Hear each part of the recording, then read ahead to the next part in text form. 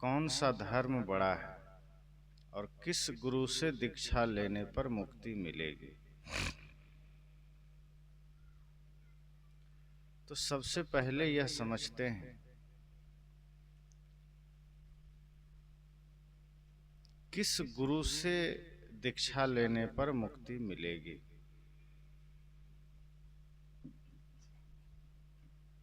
किस गुरु से दीक्षा से भी पहले यह समझते हैं कि गुरु क्या है, तो बात स्पष्ट हो जाएगी। अन्यथा हम खोजते रहेंगे कि कबीरपंथी गुरु से लें कि राधा स्वामी वालों से लें कि जैन गुरु से लें कि बौद्ध गुरु से लें कि जय गुरुदेव गुरु से लें कि सदाफल देव से लें कि गायत्री मिशन से लें कि ब्रह्म कुमारी से लें। बात यहाँ गुरु की है। किस गुरु की दीक्षा से मिलेगी मुक्ति। पहली बात तो किसी गुरु की दीक्षा से मुक्ति मिलेगी ही नहीं, क्योंकि मात्र दीक्षा से मुक्ति नहीं मिलती। अब गुरु के बारे में समझते हैं। गुरु का सीधा अर्थ होता है गु अर्थात अंधकार, रु मतलब प्रकाश, जो हमें अंधकार से प्रकाश में ले जाए, जो हमें अंधेरे से उजाले की ओर ले जाए। अब यहाँ अंधेरा क्या है? जैसे अभी रात्रि हो जाए तो रात्रि में जो अंधेरा है, क्या उस अंधेरे की बात है? और ये दिन का जो उजाला है, क्या इसी उजाले की बात है? अंधेरे से तात्पर्य रात की अंधियारी नहीं है और उजाले का अर्थ दिन का उजाला नहीं। अंधेरे का मतलब है वह अवस्था जब हम विकारों के साथ हैं, वह अवस्था जब हम अज्ञानता में, अविद्या में, जब हमारे भीतर अहंकार का डेरा हो, जब हमारे भीतर वासना हो, कामना हो, हमारे भीतर क्रोध की आग जल रही हो, ये तमाम विकार हमारे जीवन में है, ये अंधकार है। और कोई गुरु हमें इन सारे अंधकार से ज्ञान की प्रकाश में ले चले। इन तमाम विकारों से कोई गुरु हमें शुद्ध ज्ञान में ले चले, निर्मलता की ओर ले चले, प्रेम की ओर ले चले, वही गुरु है।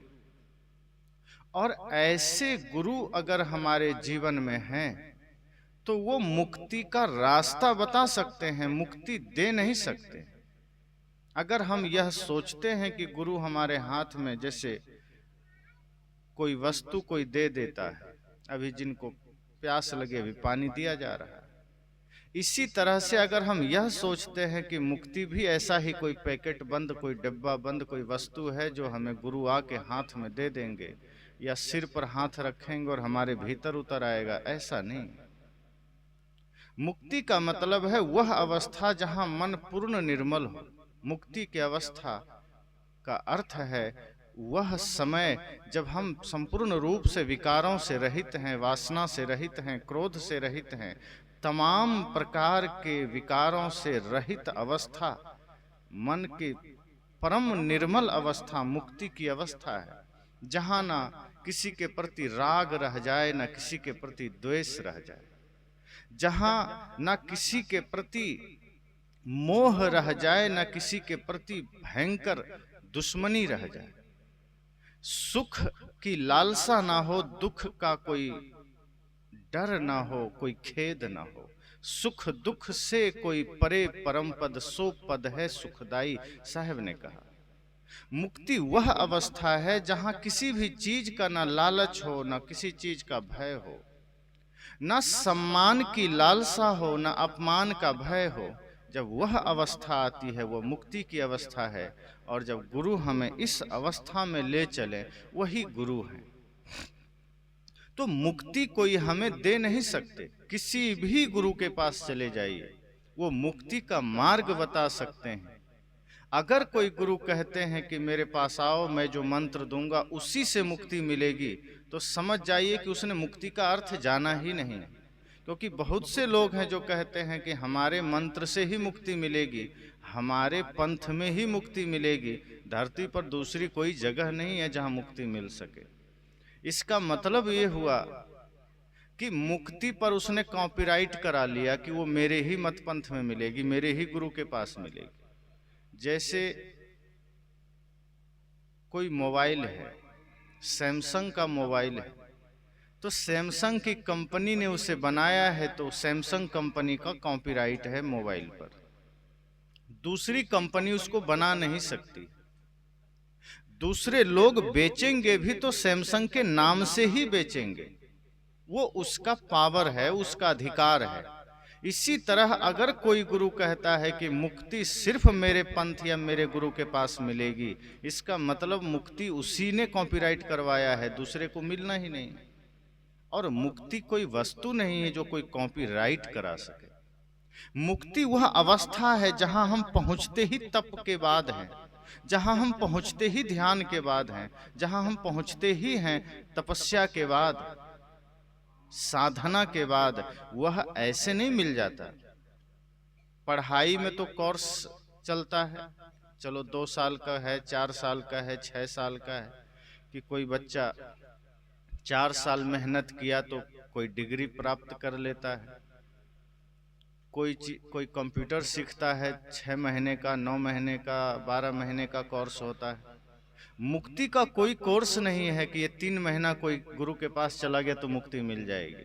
3 जन्म लग जाते हैं, मुक्ति का अर्थ पता नहीं होता। और अगर अपनी तल्लीनता है, अपनी एकाग्रता है, लगन है, तो हो सकता है 3 सेकंड भी मुक्ति का अर्थ लगने में ना लगे, 3 सेकंड में भी आ सकता है।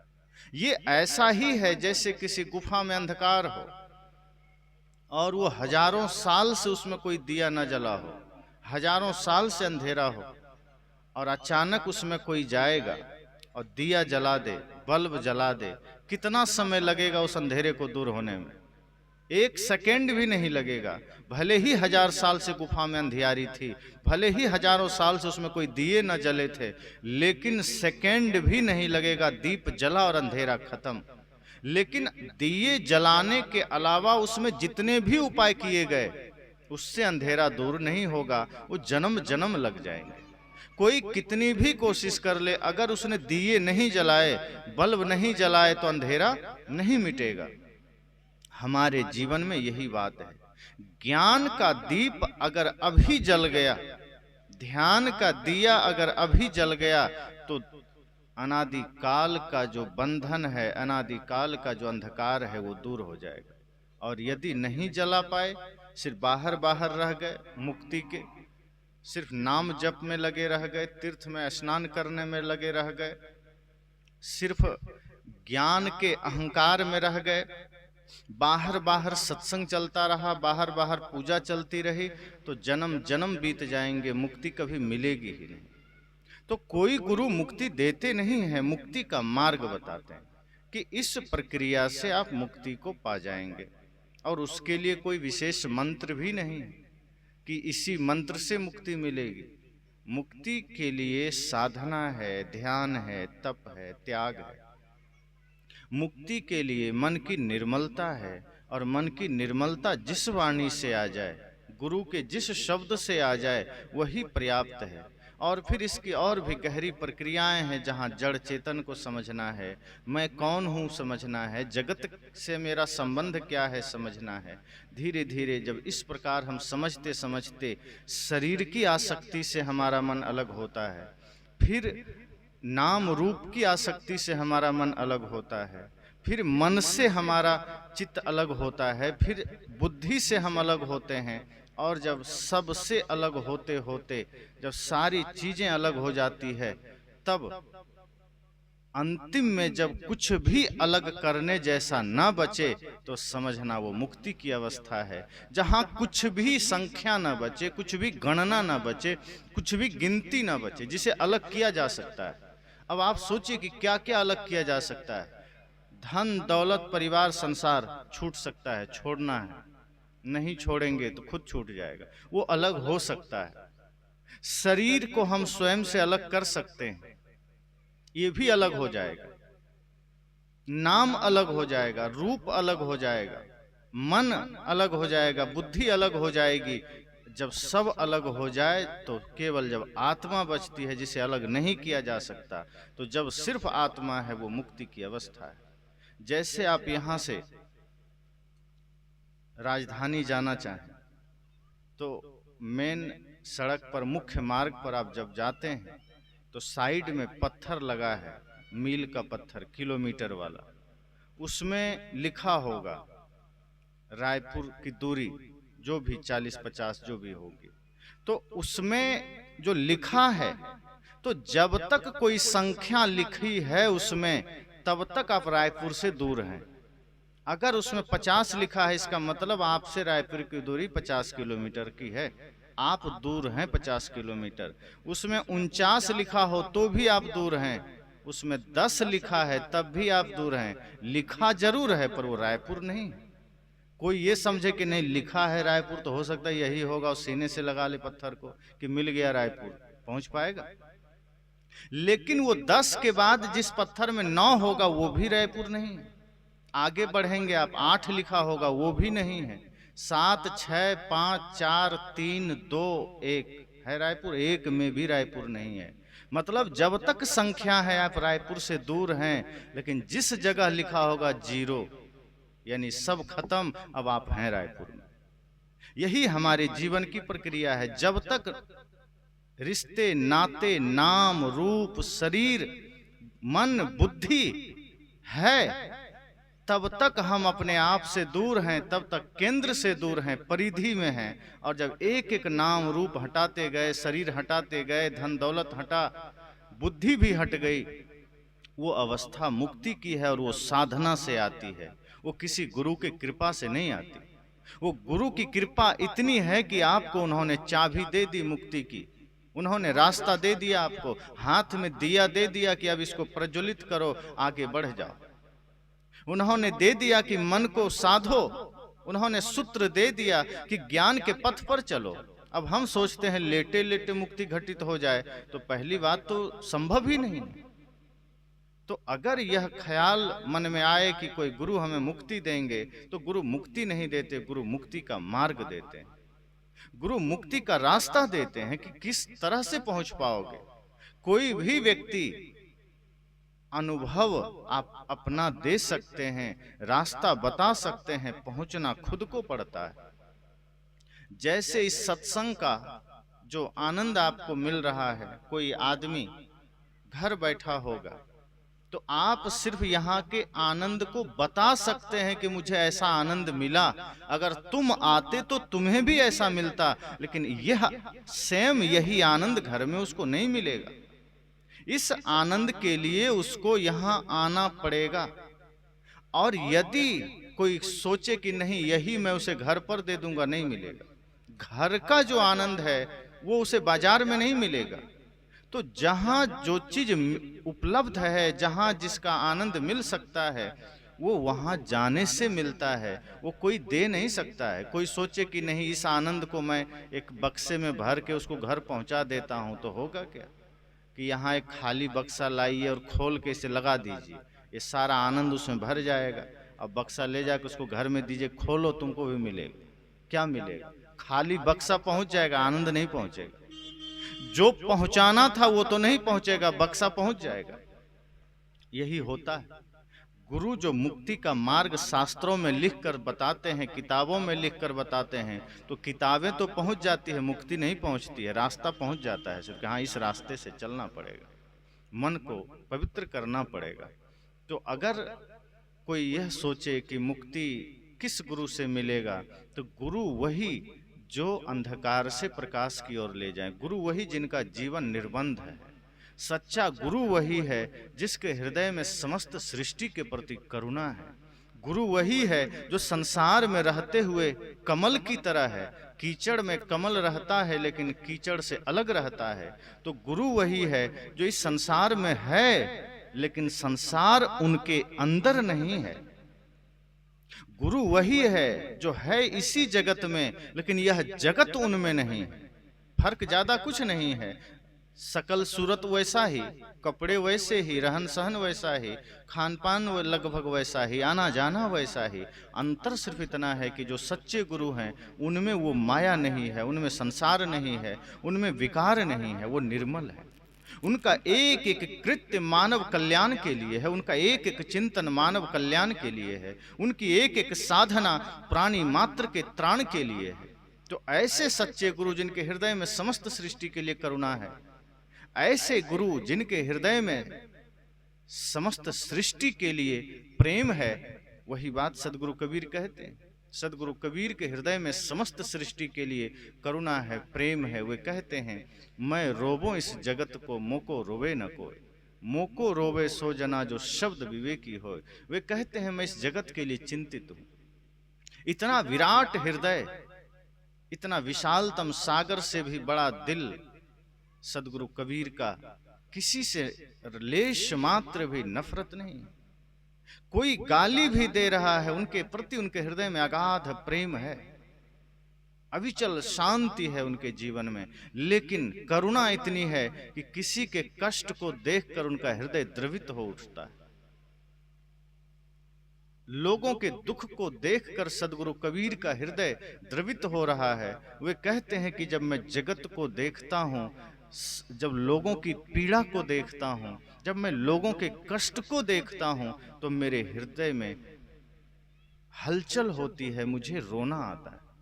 अपने लिए नहीं, मेरे जीवन में कोई कमी नहीं, मेरे जीवन में कोई तकलीफ नहीं, कोई कष्ट नहीं। मैं जगत के लिए चिंतित हूं, मैं संसार के लिए रो रहा हूं। तो ऐसे निर्मल हृदय से सदगुरु कबीर, ऐसे विशालतम हृदय से सदगुरु कबीर जगत के लिए चिंतित हैं। और वो कहते हैं कि साधना के मार्ग में जब आप लगेंगे और मेरे ही जैसे आप निर्मानी बनेंगे, निश्चल बनेंगे, निष्कपट बनेंगे, निष्काम बनेंगे, तो मुक्ति आपको भी मिलेगी। साहब ने कहा ना, जो तू चाहे मुझको छाड़ सकल की आस, मुझे ही ऐसा होए रहो सब सुख तेरे पास। कहा सब सुख कैसे मिलेगा? मुक्ति में ही सब सुख है। साहब ने कहा सब सुख कैसे मिलेगा? तत्वजीवा ने पूछा, गुरुजी हम आपको बहुत चाहते हैं, आप मेरे द्वार से मत जाइए। जब सदगुरु कबीर भरूच गए, काफी दिन उन लोगों ने सेवा की। तत्वजीवा दो भक्त थे गुजरात के। तो साहब जब चलने लगे बड़े दुखी हुए, वे कहे कि आप जा रहे हैं, हम कैसे जिएंगे आपके बिना। तब साहब ने कहा कि तुम फिर मेरी साधना, मेरे ज्ञान को माना ही नहीं। यदि तुम मेरे शरीर के वजह से तुमने मुझे माना है, शरीर से तुमने मोह कर लिया है, तो ये शरीर तो सदा रहेगा नहीं। फिर तो तुम्हारी भक्ति, तुम्हारी साधना का क्या? जो विचार, जो ज्ञान मैंने दिए हैं, वही मैं असली में हूं। अगर मुझे तुम देखना चाहते हो, पाना चाहते हो, तो मैं ज्ञान रूप में हूं। और मैं जहां भी ज्ञान रूप में, जिस हृदय में हूं, मैं वहीं हूं। ये स्थूल शरीर में मैं नहीं हूं, मैं ज्ञान में हूं, मैं साधना में हूं। और इसका अर्थ यह है कि जिस प्रकार मैं निष्कामी हूं, जिस प्रकार मैं निर्मानी हूं, जिस प्रकार मैं सारे बंधनों से मुक्त हूं, यदि तुमने भी वैसा ही अपने जीवन को बना लिया, तो साहब ने क्या कहा? सब सुख तेरे पास। फिर मुक्ति तुम्हारे पास है, सारा सुख तुम्हारे पास। तो ऐसे विशालतम हृदय सदगुरु कबीर का कि एक एक व्यक्ति के लिए हृदय में पीड़ा है, आंसू है, इसलिए कि लोगों के जीवन में दुख न रहे। यहाँ तो लोग कोई पुत्र के लिए रोता है, कोई पत्नी के लिए, कोई पति के लिए, कोई माँ बाप के लिए, कोई मित्र के लिए, कोई धन के लिए।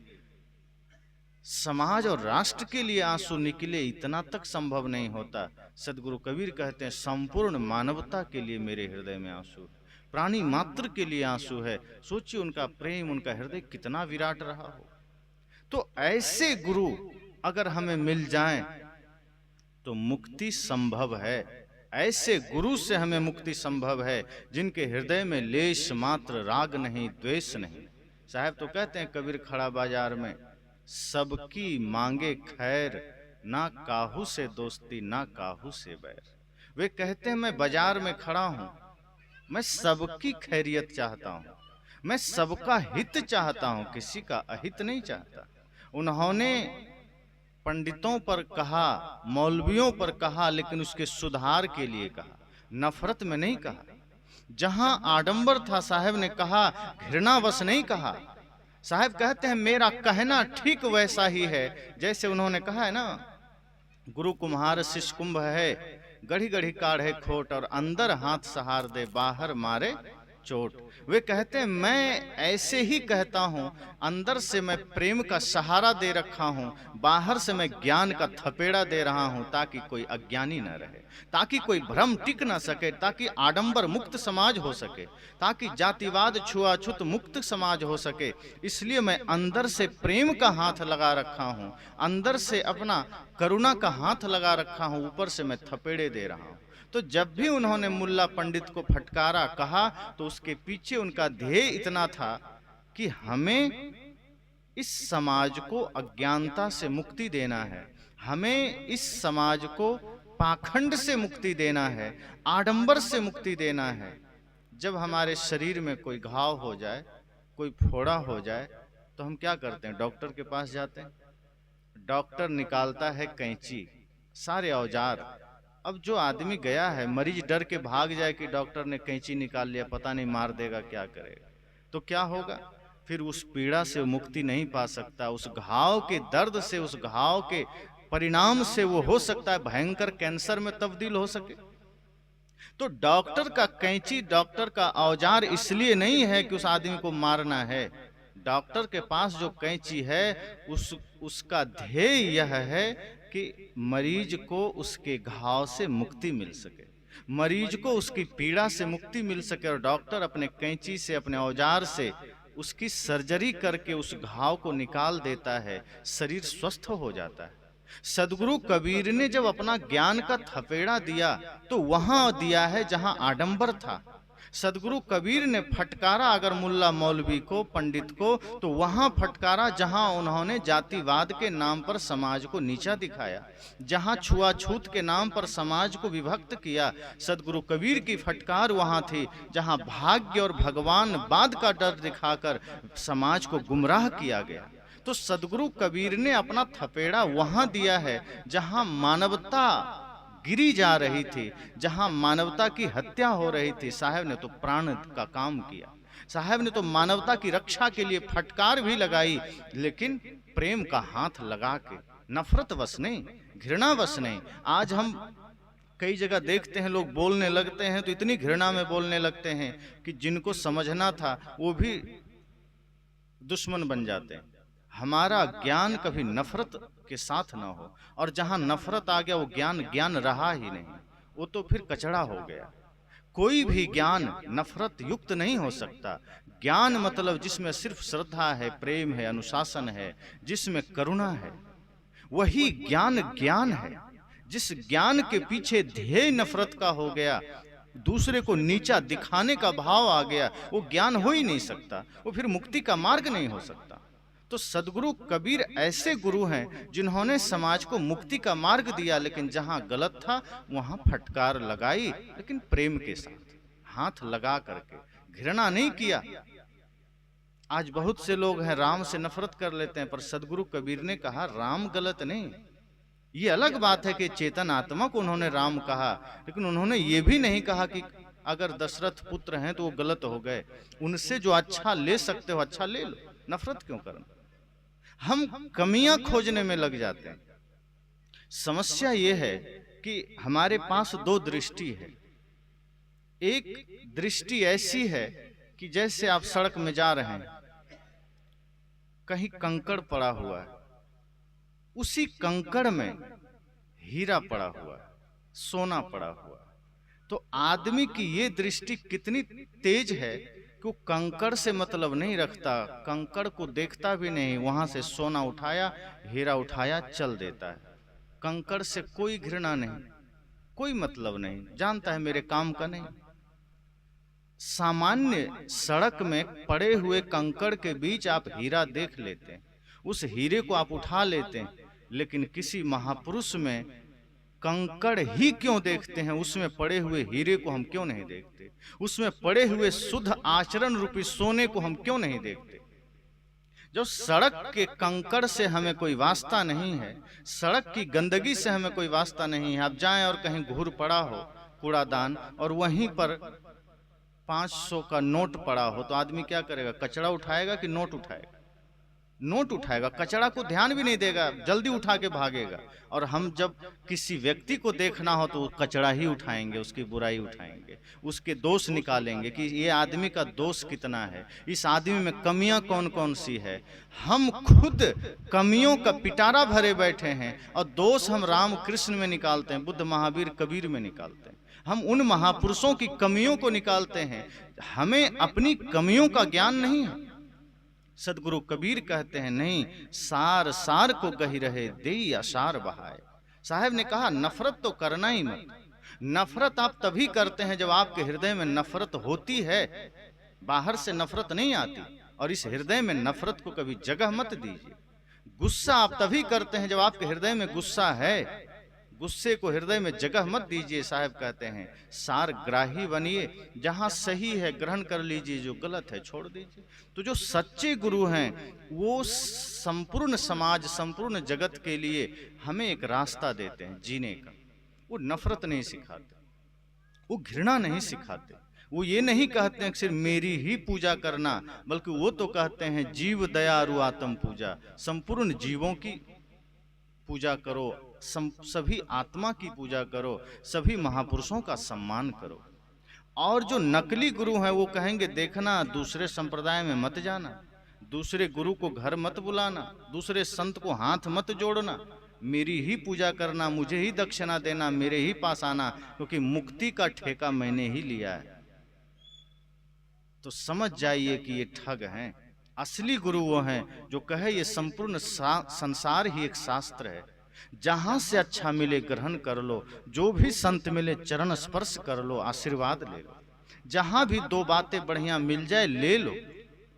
कई बार लोग कहते हैं पता नहीं कोई नकली गुरु होगा। अरे तो नकली होगा तो गुरु नकली हो असली, उससे आपको क्या लेना देना। अगर उसकी बातें अच्छी है ले लीजिए, वो कैसा है उसको छोड़िए, अपना मन क्यों खराब करना। अगर कोई व्यक्ति गलत भी है और वो वेश साधु का पहना है लेकिन बात सही कर दिया, तो आप उसकी बातों को ले लीजिए ना, उसका हिसाब किताब करने क्या जरूरत है। आप गए मिठाई की दुकान पर, आप मिठाई खरीदते हैं ना, कि हलवाई के बारे में जानना चाहते हो कैसा है, कि हलवाई पता नहीं कहाँ का है, इसका नाम क्या है, गोत्र क्या है, जाति क्या है, ये कितना पढ़ा है, कितना लिखा है, सुबह नहाया कि नहीं नहाया, कुछ नहीं जानते। भैया 1 किलो मिठाई दे दो, मिठाई तो शुद्ध है, मिठाई लेके चल दो। कोई नकली है कि क्या है, कहाँ से आया, अगर उसकी बातें अच्छी है लीजिए चल दीजिए, मतलब मत रखिए उससे। और ये भी बात सही है कि नकली भी है तो असली भी है, क्योंकि नकली से ही असली का पता भी चलता है। अगर नकली है इसका मतलब असली होगा ही होगा, क्योंकि नकली बनता ही असली का है। नकली आता कहां से? आप फोटो कॉपी कराते हैं, किसका कराते हैं? कोई ओरिजिनल कॉपी तो होता है ना आपके पास, कि फोटो कॉपी डायरेक्ट हो जाता है। तो अगर कोई नकली आया है इसका मतलब कहीं असली भी होगा। असली का ही नकली बनता है। असली नोट है उसी का डुप्लीकेट नोट बाजार में आता है।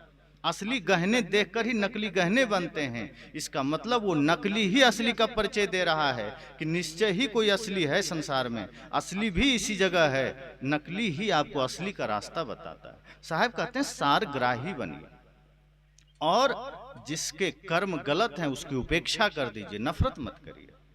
अगर कोई समाज के लिए घातक है तो सामाजिक रूप से अनुशासन लगाइए, जिससे समाज का नुकसान न हो, जिससे राष्ट्र का नुकसान न हो। लेकिन अपने हृदय में गंदगी मत लाइए। हृदय गंदा करेंगे तो गंदा था ही, अपना हृदय गंदा हो गया। तो सामाजिक नियम को बचाने के लिए, सामाजिक मर्यादा को बचाने के लिए, राष्ट्र की सुरक्षा के लिए अनुशासन लगाइए। दंड का विधान है, शासन का विधान है, करिए, लेकिन इसके वजह से अपने मन को गंदा नहीं करना। तो जो सच्चे गुरु हैं वो हमें ऐसा ही मार्ग देते हैं जिससे हम सहजता मुक्ति के पास पहुंच सकें, अर्थात मुक्ति को उपलब्ध हो सकें। मोक्ष को उपलब्ध हो सके, जहां मोह ना हो, शोक ना हो, भय ना हो, छल ना हो, कपट ना हो। तो जो सच्चे गुरु हैं इसी तरह हमें रास्ता देते हैं। इसलिए सदगुरु कबीर मुक्ति का बड़ा सरल मार्ग बताते हैं कि मुक्ति के लिए ना कोई विशेष मंत्र का जाप करना है, ना मुक्ति के लिए कोई बहुत बड़ा हिमालय चढ़ना है। मुक्ति के लिए इतना ही करना है, मन को पवित्र कर लेना है, मन को निर्मल कर लेना है, मन के सारे कचड़े हटा देना है और गुरु के पास, सच्चे गुरु के पास जाइए। गुरु हमारे जो सच्चे गुरु होते हैं वो हमारी मान्यताओं पर चोट करते हैं, क्योंकि जब हम पहले से ही कुछ भरे होते हैं, कचड़े हमारे मन में भरे हों, तो सच्चे गुरु उस पर और कुछ लादते नहीं हैं, पहले वो कचड़े को साफ कर देते हैं। जैसे गिलास में पहले से जल भरा हो और आप उसमें दूध भरना चाहें तो पहले आपको भरा हुआ जल खाली करना पड़ेगा, अगर उसी में आप डाल दिए तो दूध बाहर चला जाएगा। और आजकल क्या होता है कि पहले जो हम भरे होते हैं दुनिया भर के मान्यताओं को, आडंबर को, जातिवाद को, छुआछूत को, नफरत को, तो बहुत से जगह हम जाते हैं उसी पर और दूसरा थोप दिया जाता है, तो वो एक तरह से खिचड़ी बन जाता है। फिर हमें समझ नहीं आता, इधर जाऊं उधर जाऊं। इसलिए कई लोग मिलते हैं तो कहते हैं क्या करें, हमें तो समझ नहीं आता कि हम कहाँ क्या करें, किस पंथ में जाएं, किससे दीक्षा लें, मांस खाएं, अंडा खाएं। कोई कह दिया अंडा शाकाहारी है, बाद में अंडा पर टूट पड़ता है। कोई कहता है मांस खाने से प्रोटीन मिलता है तो उसमें टूट पड़ता है। आदमी सामान्य सी बात नहीं सोचता, वो गुरु का बहाना बनाकर खुद के लंपटता को दूसरे पर थोप देता है। जिन जिन जानवरों को आदमी मार कर खाता है वो सभी जानवर प्रोटीन घास से प्राप्त करता है, घास खा के, और आदमी जानवर को खा रहा है। इतना ना समझ। तो ऐसे भी गुरु हैं जो आपको रास्ते से भटका देते हैं। वो बता देंगे इसको खाओ, उसको पियो, उसमें जाओ। वो रास्ता नहीं बताते, वो आपको मुक्ति नहीं देते हैं। आप पर और कचड़ा था, कचड़ा पर कचड़ा लाद दिया। जो सच्चे गुरु होते हैं वो हमारे मन को पहले साफ करते हैं, वो पहले हमारे भीतर के कचड़े को मिटाते हैं। इसलिए सदगुरु कबीर कहते हैं मैं किसी को सिखाता नहीं हूँ, मैं पहले मिटाता हूँ। अर्थात जो पहले से लिखा है, जैसे ब्लैक बोर्ड बच्चे के लिए होता है पढ़ने के लिए, उसमें से पहले कोई कुछ लिख दिया है, तो जो सही शिक्षक होंगे या जो सामान्य शिक्षक भी होंगे वो पहले सबको मिटाते हैं तब नया कुछ लिखते हैं। अगर लिखे पर लिख देंगे तो पढ़ने में ना पहले वाला आएगा ना बाद वाला आएगा। यही हमारे साथ होता है। जो हम पहले से ओढ़ रखे हैं, जान रखे हैं, सीख रखे हैं, मान्यताओं को ढो रखे हैं, गुरु पहले उसको साफ करते हैं और इतना ही रास्ता देते हैं कि बस मुक्ति का एक ही मंत्र है कि आपका मन निर्मल हो जाए। संपूर्ण सृष्टि के लिए करुणा, प्रेम, सत्य, अहिंसा का भाव हो, सबके प्रति सम्मान का भाव हो, मन में लेश मात्र कहीं राग ना हो, क्योंकि जहां भी राग होगा मुक्ति का बाधक होगा। द्वेष तो होगा ही होगा, राग भी बाधक होगा। तो इस तरह से सच्चे गुरु हमें मुक्ति का पथ देते हैं और सच्चे गुरु इसलिए थपेड़े भी लगाते हैं, मिटाने के लिए, हमारे भीतर के कचड़े को साफ करने के लिए। इसलिए वहां डरना नहीं चाहिए। जैसे मैंने कहा ना, डॉक्टर के पास हम समर्पित हो जाते हैं और ज्यादा आदमी डरता है तो बेहोशी का इंजेक्शन लगा देता है डॉक्टर कि चुपचाप पड़े रहो, ऑपरेशन करने दो, ताकि तुम्हें स्वास्थ्य प्रदान कर सके। पर यही काम गुरु नहीं करते, वो बेहोश नहीं करते, वो होश में ही ऑपरेशन करते हैं, वो होश में ही हमारे कचड़े को मिटाते हैं ताकि हम देख सकें कि हमारे भीतर क्या कचड़ा था। बेहोश कैसे कर देंगे? ये अध्यात्म का मार्ग है। पर आजकल ऐसे भी गुरु हैं जो बेहोश करके सब कचड़ा भर देते हैं और हमें बेहोश कर देते हैं। तो जो सच्चे गुरु हैं वो हमें लाते ही होश में, बेहोश क्यों करेंगे? हम तो पहले बेहोश में हैं, सच्चे गुरु के पास जाते हैं, वो हमें होश देते हैं। तो मुक्ति कोई गुरु नहीं देते, मुक्ति का मार्ग देते हैं। मुक्ति का मार्ग जब देते हैं तो हम चल करके मुक्ति पाते हैं। और गुरु वही है जिसके जीवन में निर्मलता है, जिसके मन में संपूर्ण जगत के लिए करुणा है, प्रेम है, जिसके मन में लेश मात्र भी राग नहीं है, जो संसार में रहता ही कमल की भांति है। जैसे कीचड़ से और पानी से कमल अलग रहता है, उसमें रहते हुए भी, इसी तरह जो सच्चे गुरु हैं रहता इसी जगत में है, लेकिन वो संसार के किसी अंधेरे से अलग रहता है। दूसरा प्रश्न था कि सबसे बड़ा धर्म कौन सा है? तो जिस सज्जन ने पूछा सबसे बड़ा धर्म क्या है, तो उसके पीछे उनका तात्पर्य था सबसे बड़ा संप्रदाय कौन सा, क्योंकि धर्म तो इंसानियत है, धर्म हिंदू बौद्ध मुस्लिम सिख जैन तो है नहीं। आजकल लोग हिंदू मुस्लिम सिख ईसाई जैन को धर्म कहते हैं, पर धर्म ध्री धातु से बनता है, जिसका अर्थ ही होता है धारण करना। जो सत्य को धारण करे, जो प्रेम को धारण करे, जो करुणा को धारण करे, बल्कि यूं कहें जो मानवता को धारण करे, वो धार्मिक है। तो सबसे बड़ा धर्म इंसानियत है, प्रेम है, सत्य है।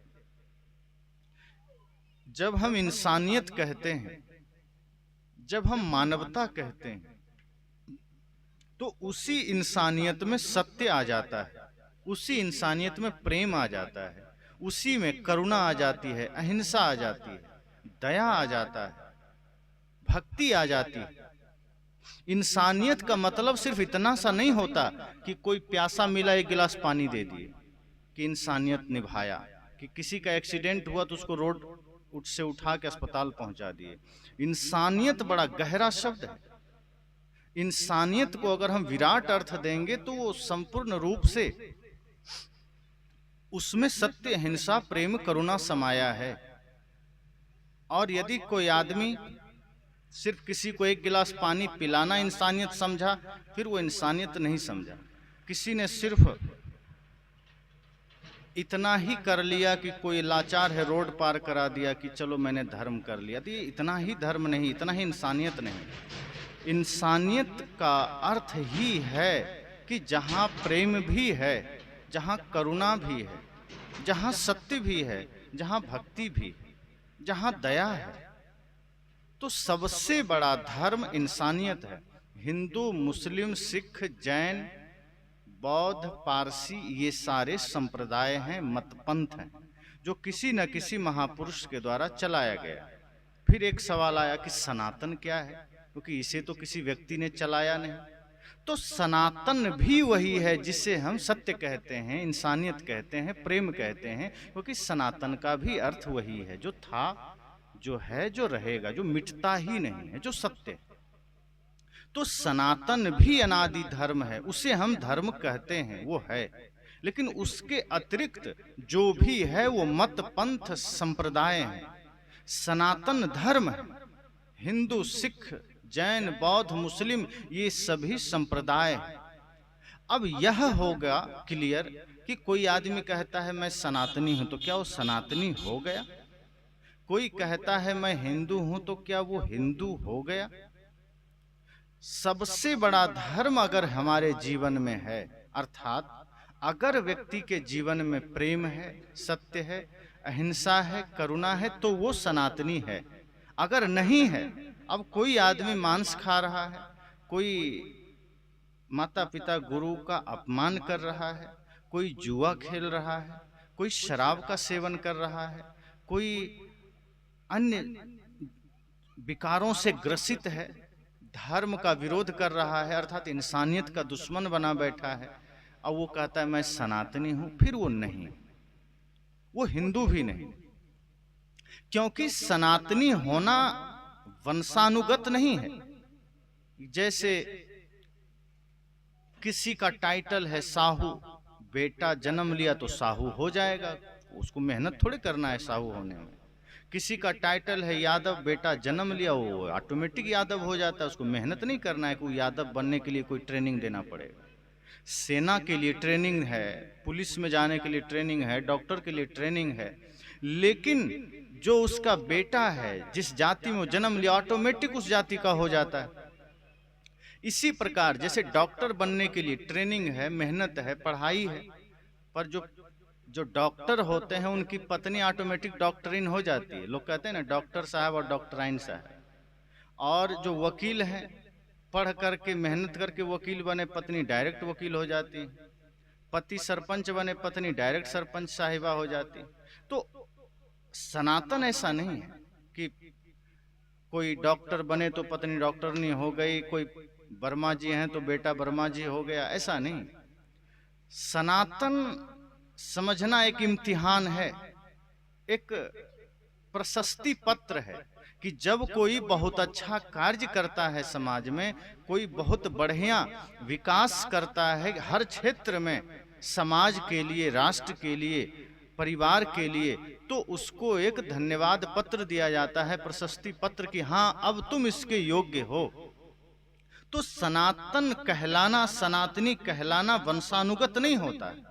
उसके लिए हमें इम्तिहान देना पड़ता है कि हमारे अंदर इंसानियत है कि नहीं, हम भाई से प्रेम रखते हैं कि नहीं, अहिंसा हमारा जीवन है, प्रेम हमारा जीवन है, सत्य हमारा जीवन है, तो हम सनातन कहला सकते हैं, सनातनी कहला सकते हैं।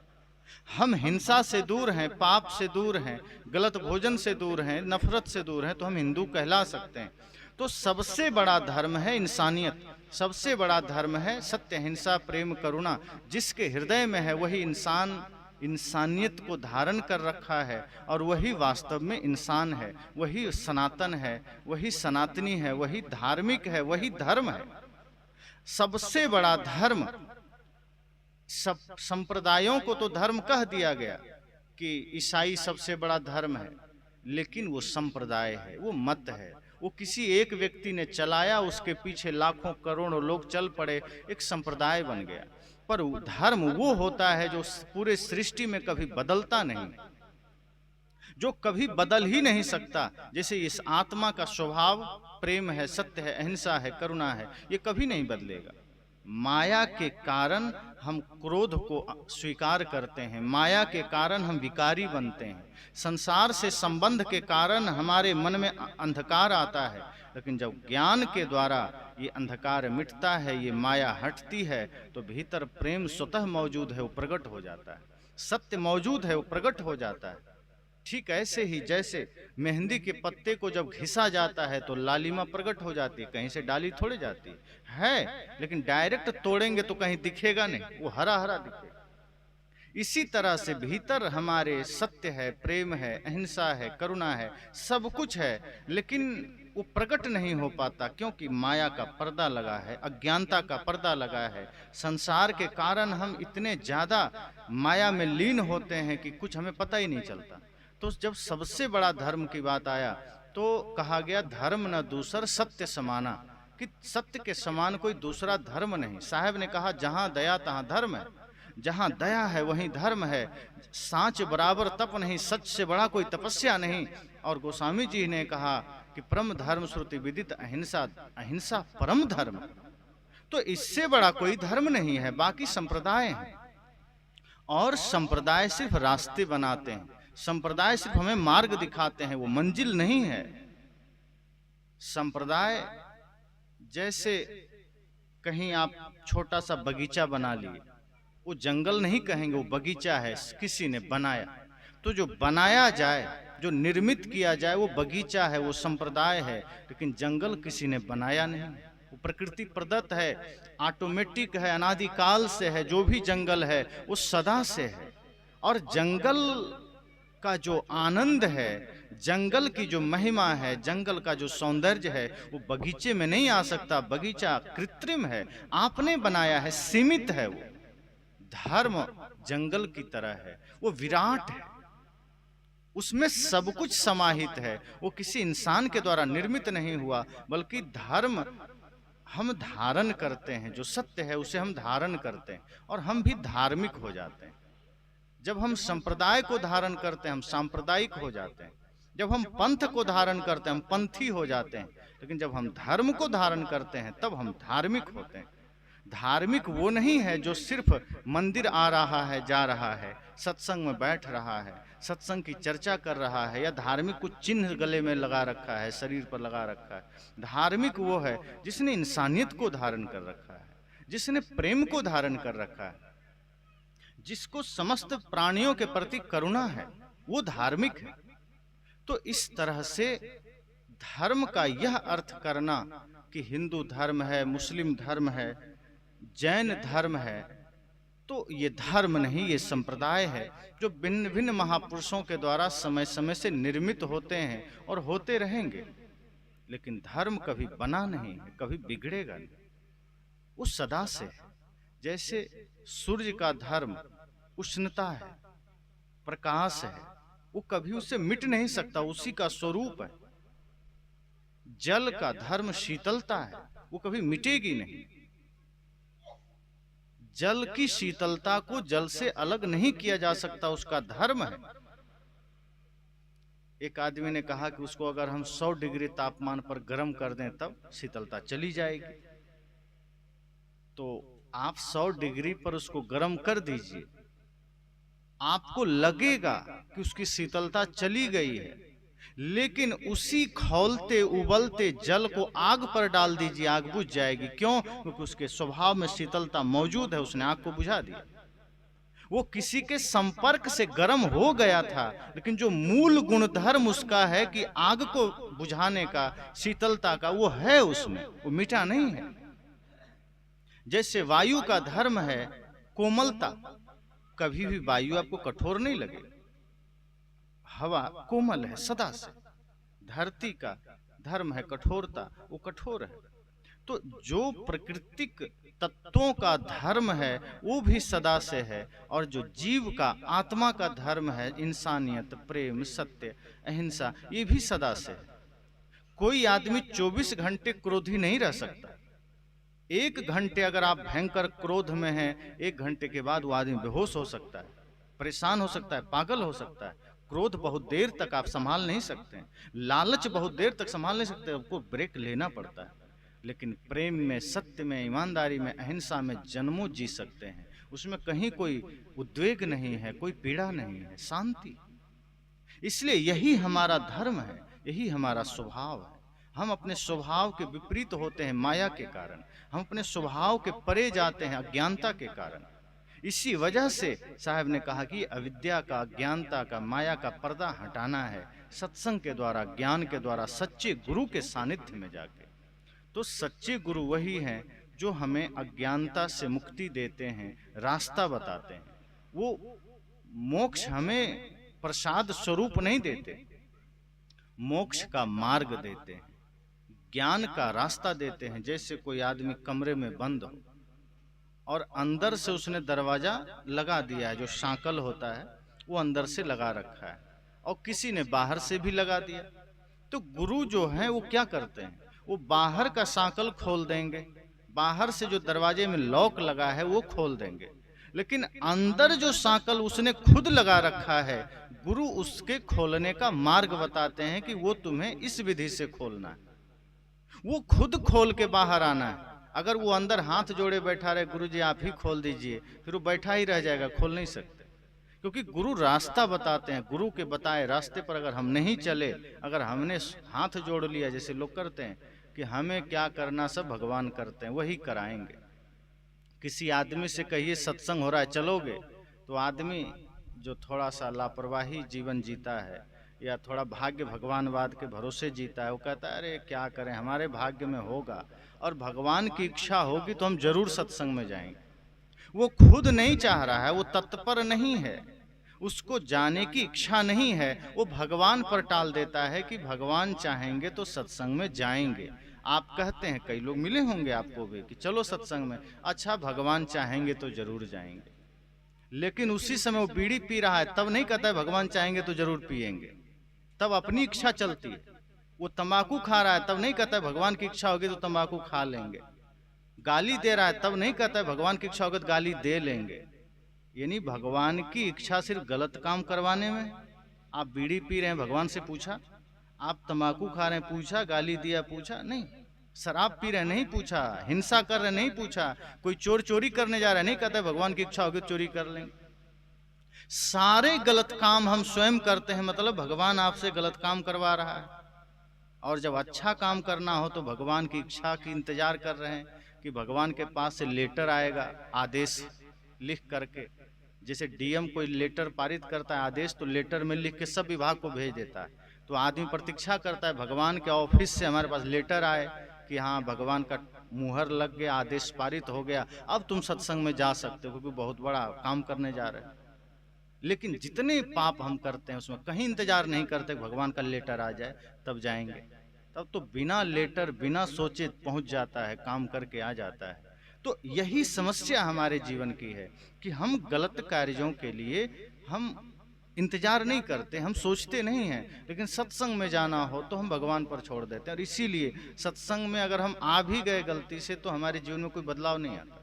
क्योंकि हम तब भी भगवान पर छोड़ देते हैं कि अगर भगवान ने चाहा तो सब ठीक हो जाएगा। वो तो चाहते ही हैं, भगवान भगवान ही तो हैं, कोई शैतान थोड़े हैं जो नहीं चाहेंगे। उनके नहीं चाहने का क्या रीजन? वो चाहेंगे कि आपके जीवन में दुख हो। अगर कोई भगवान है कहीं तो क्यों चाहेंगे कि इंसान दुखी रहे? क्यों चाहेंगे कि आदमी के जीवन में कष्ट बना रहे, कि किसी को कैंसर हो जाए, किसी को दुख हो जाए, कि किसी का बेटा मर जाए, किसी का धन हरण हो जाए? भगवान तो चाहेंगे ही सब कुछ सही रहे। हम करना नहीं चाहते।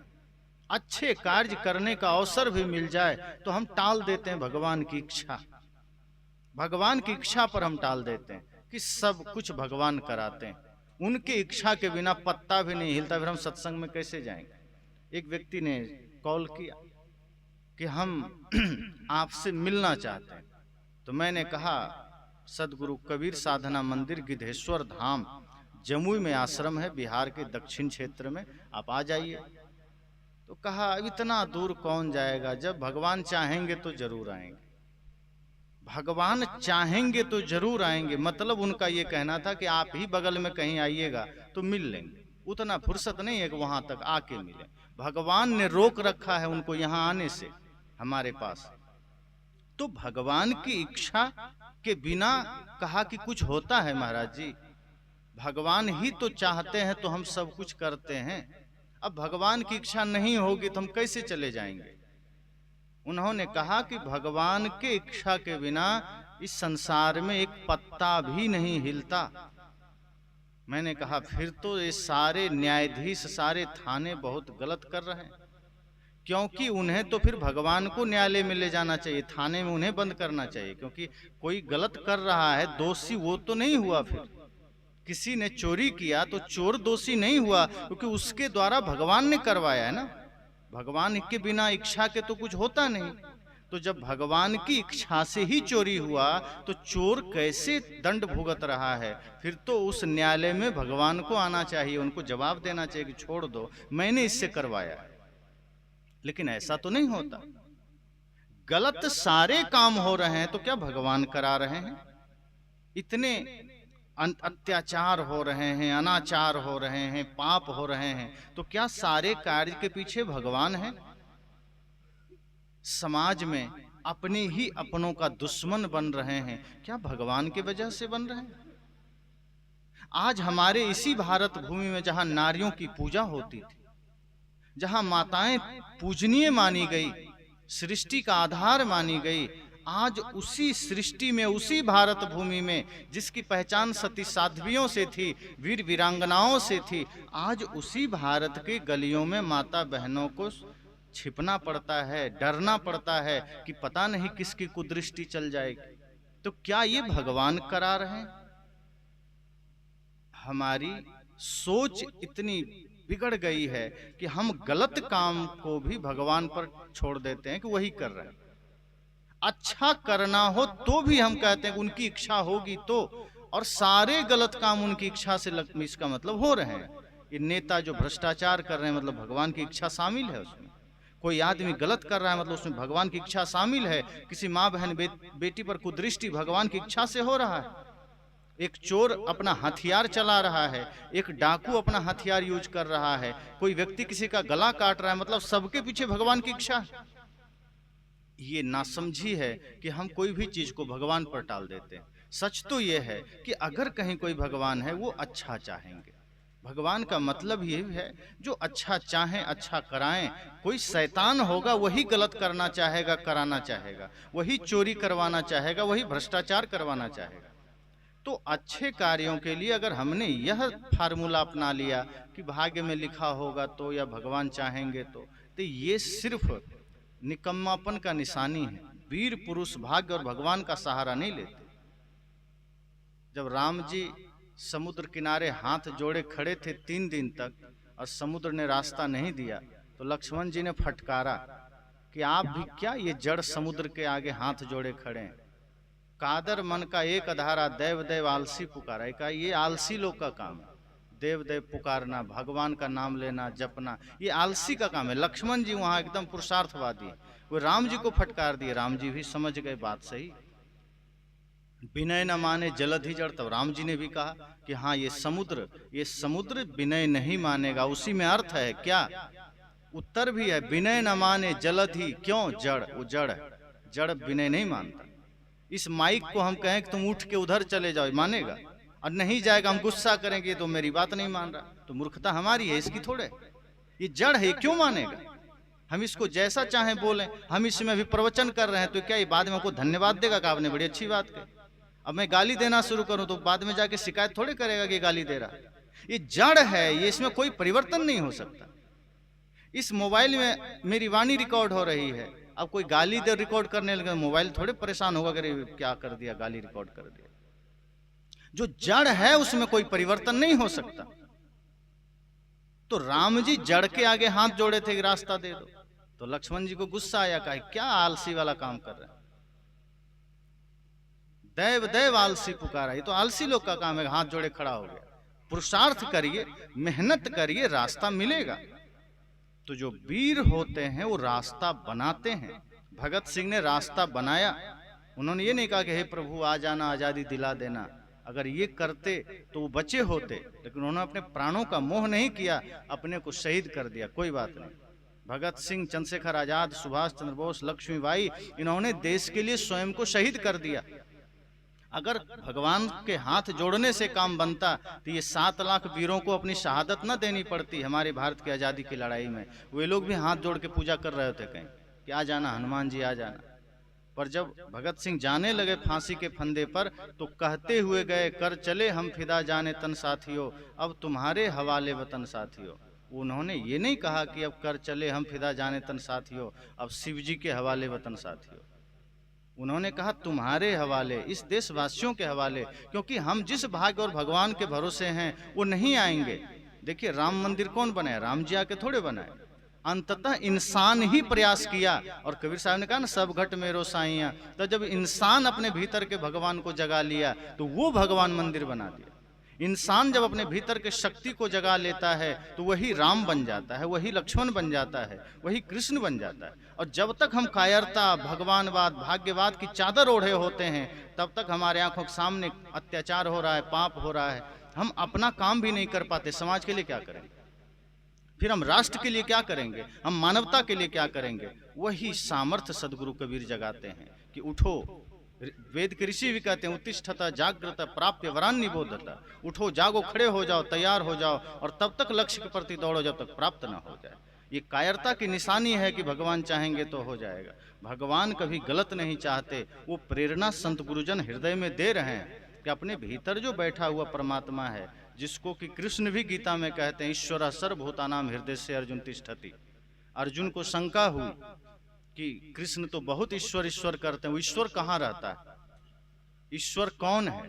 कृष्ण ने कहा, जिसमें सारे सद्गुण और सारे ऐश्वर्य निवास करते हैं वही ईश्वर है।